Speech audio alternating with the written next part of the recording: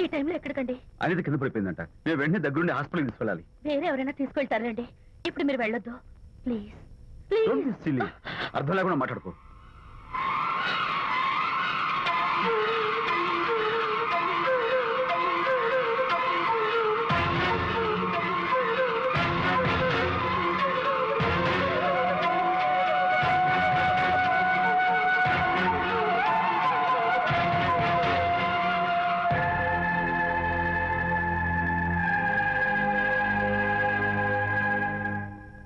Doctor, అనితకి nothing to worry.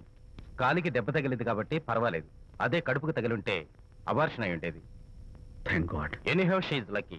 చూడండి, నెలలు నిండుతున్న కొద్దీ మీరు మీ షీస్ మై ఫ్రెండ్ డాక్టర్. అలాగా పెయిన్ ఎక్కువగా ఉంటే ఈ టాబ్లెట్స్ వాడండి. అలాగే డాక్టర్.